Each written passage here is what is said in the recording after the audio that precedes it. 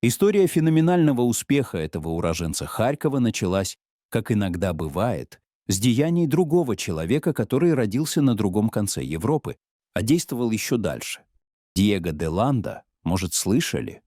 Родился в Испании в 1524, умер в Мексике в 1579. В 25 лет отправился миссионерствовать в Мезоамерику. На полуостров Юкатан обучал детей индейских вельмож племен майя, насильственно обращенных в христианство. За 12 лет службы сделал немалую карьеру, стал главой всех францисканцев Юкатана и Гватемалы.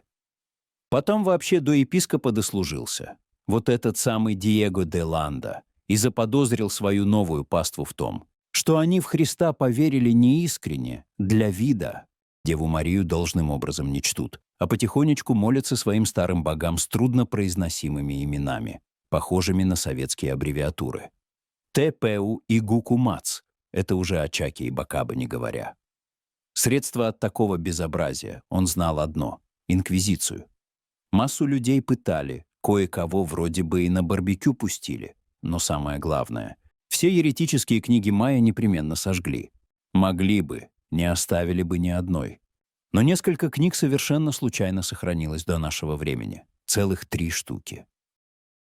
Вы представляете, что происходит с письменностью народа, когда все его книги сжигают, а тем, кто еще помнит буквы, строго-настрого запрещают этими буквами что-то писать? Его письменность просто исчезает с лица земли. Надписей на храмах и всего такого остается немало, но для всех это уже просто узоры. Как читать? Все равно никто не знает.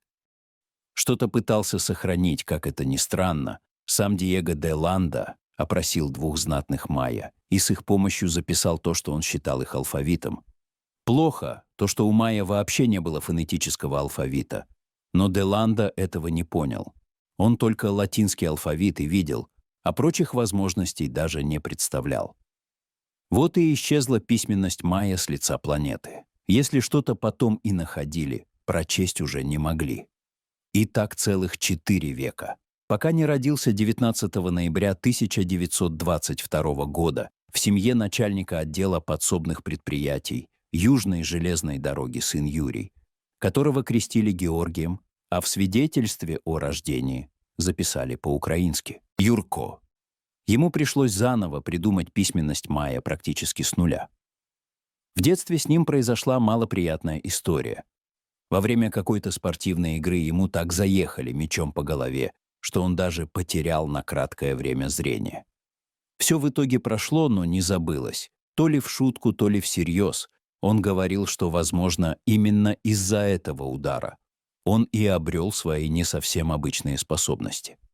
Вспоминали также, что позже он говорил: «Могу дать рекомендацию. Будущих дешифровщиков бить по башке, только неясно как. Можно для эксперимента взять контрольную группу, а если кто концы отдаст, тому так и надо». Во всяком случае, ему с этим повезло. На его способностях злополучный мяч явно не сказался. Согласно аттестату, украинский язык и литературу он знал хорошо, а все прочие предметы даже отлично. Поступил он почему-то на рабфак при 2-м Харьковском медине. Впрочем, его папа был относительно большим начальником и уже поэтому мог считаться представителем класса гегемона. Но даже успешно его окончив, он не мог продолжать учиться медицине.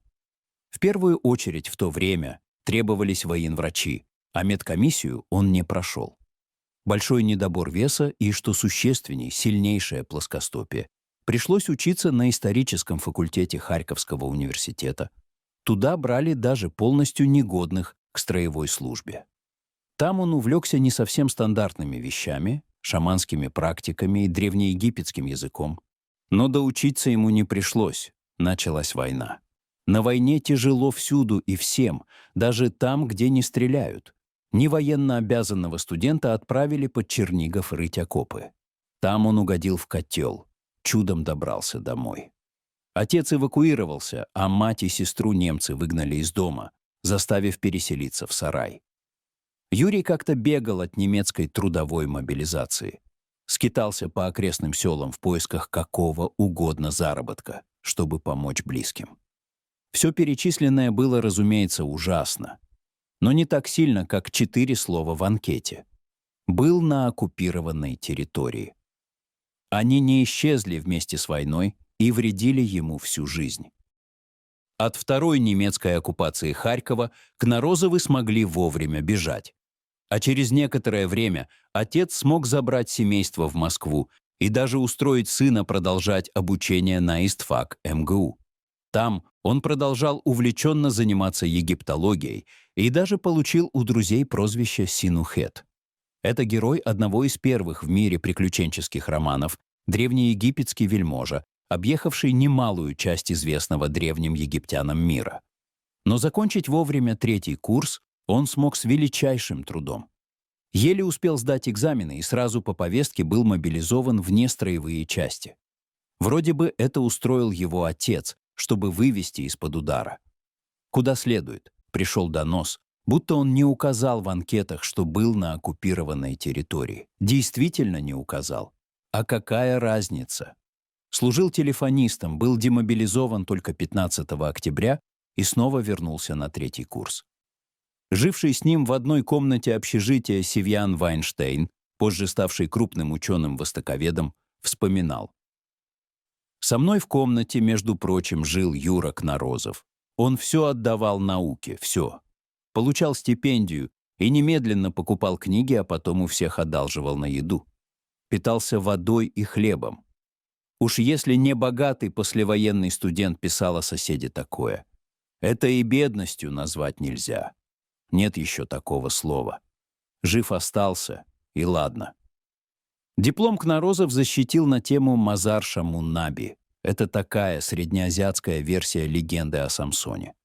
После чего заявил своему научному руководителю, что у него теперь новый интерес — Мексика, и он уже приступил к переводу сочинения того самого Диего де Ланды «Сообщение о делах в Мексике».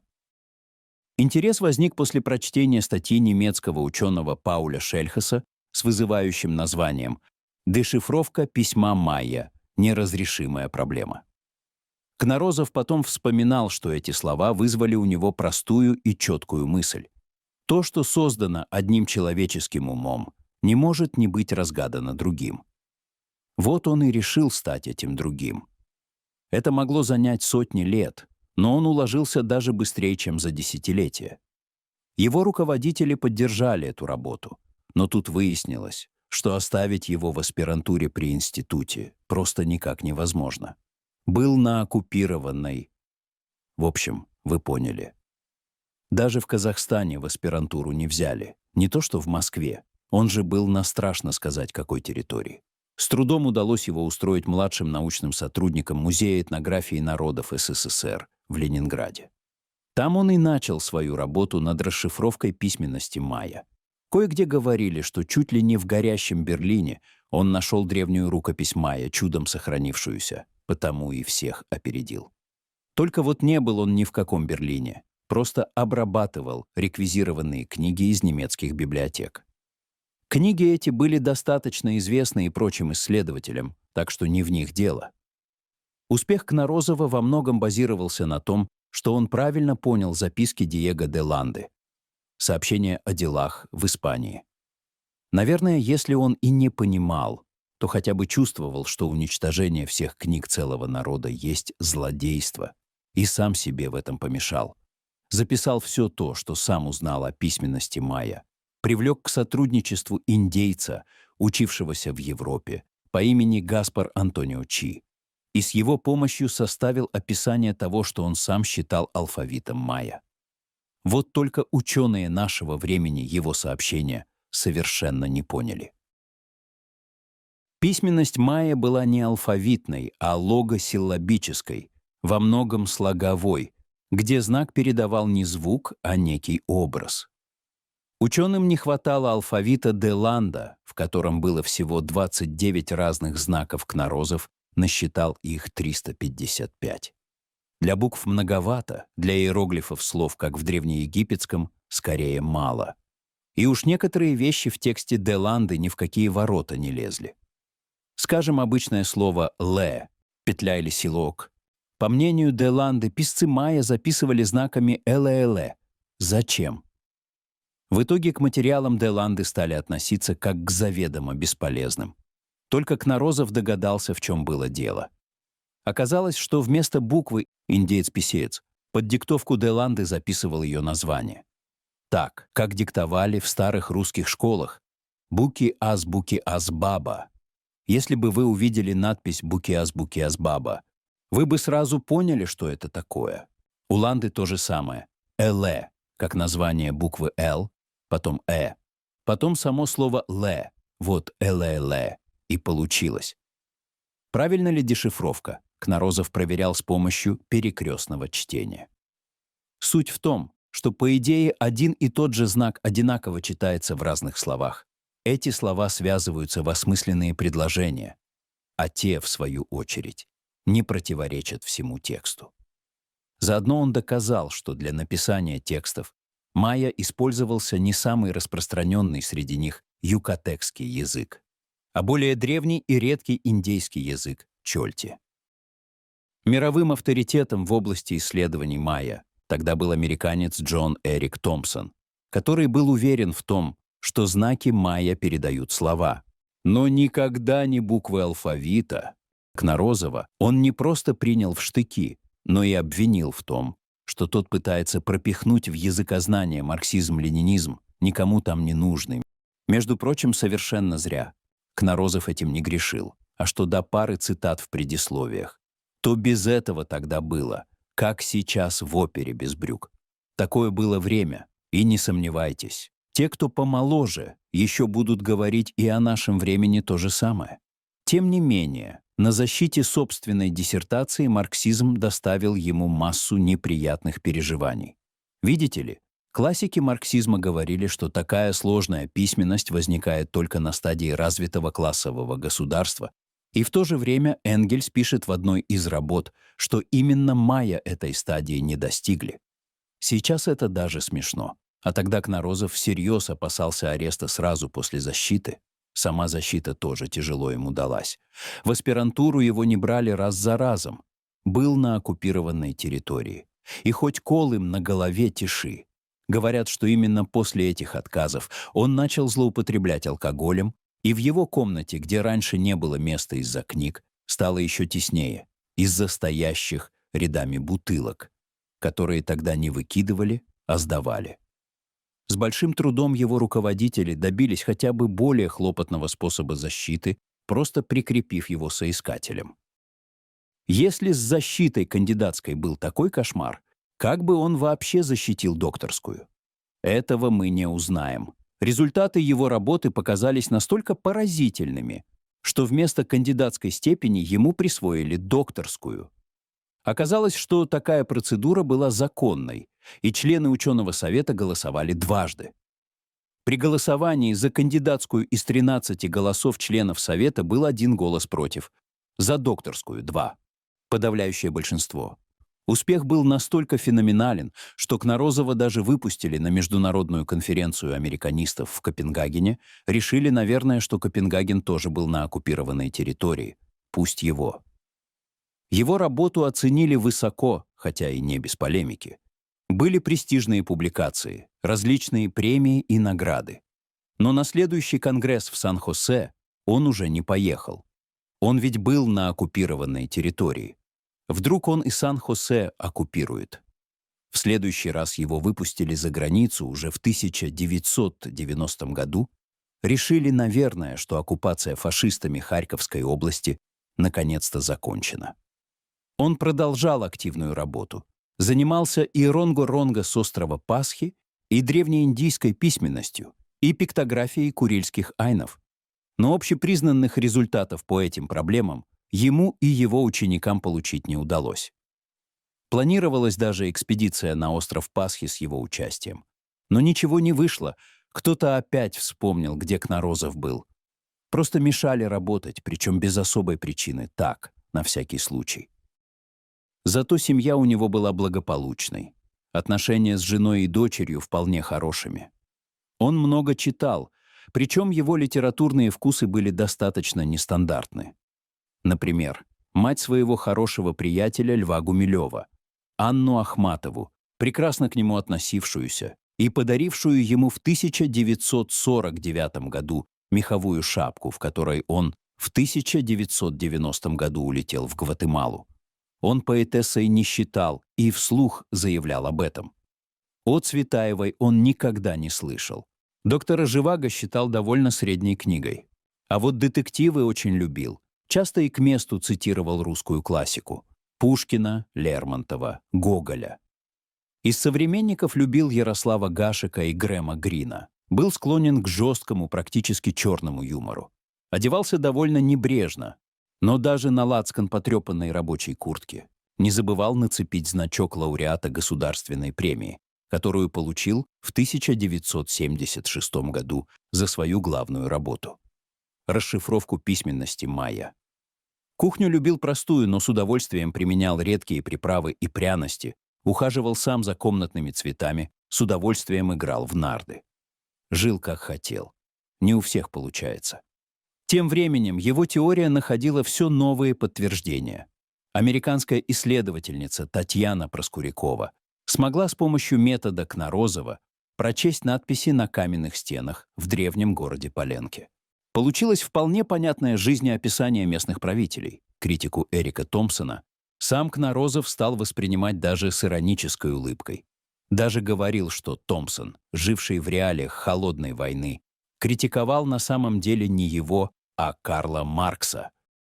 Наконец-то произошедшая его поездка в Гватемалу обернулась настоящим триумфом. Его лично принял президент страны, вручивший ему за его труды большую золотую медаль. В 1992 году мексиканцы пригласили его на сам полуостров Юкатан, и он увидел родину майя своими глазами. А через 2 года Мексика удостоила его звания командора Ордена Ацтекского Орла, который вручается иностранцам только за исключительные заслуги перед Мексикой. На церемонии вручения Кнорозов сказал: «Mi corazón siempre ha sido mexicano». «Сердцем я всегда остаюсь мексиканцем». Что ж, можно родиться мексиканцем и под Харьковом. Но оставаться при этом нашим земляком тоже можно. К сожалению, здоровье Кнорозова начало ухудшаться. И 30 марта 1999 года он оставил этот мир. На его могиле сейчас установлен памятник в стиле майя. На аверсе стелы барельеф самого Кнорозова с сиамской кошкой Аасей на руках. Он настолько ее любил, что даже записал в соавторы одной из своих работ. На реверсе текст из Паленки, расшифрованный по его методу. Даты рождения и смерти указаны по календарю майя, тому самому, в котором вычитали предсказания конца света на 23 декабря 2012 года и написали об этом в интернете массу всякой чуши. А все потому, что читать надо правильно. В работах Кнорозова ничего такого нет. Такую стелу с кошкой на руках собираются установить и в Мексике.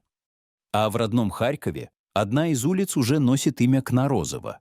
Это уже не говоря о скале Кнорозова на острове Итуруп. Сколько вообще таких уникальных людей? Франсуа Шампольон, прочитавший древнеегипетские иероглифы, Георг Фридрих Гротефенд, на пари за пару недель разгадавший древнеперсидскую клинопись. Бедержих Грозный, дешифровавший письменность хетов Майкл Вентрис, одолевший критское линейное письмо Б. Ну и Юрий Кнорозов, уроженец поселка Южный под Харьковом. Практически все. Нет больше таких людей. Надо ценить тех, которые были. Если эта история Юрия Кнорозова впечатлила вас, поддержите видео лайком и подпиской. Напишите в комментариях, кого из недооцененных гениев вы хотите увидеть в следующих выпусках. Делитесь роликом с друзьями. Пусть о таких людях узнают больше. И спасибо за просмотр.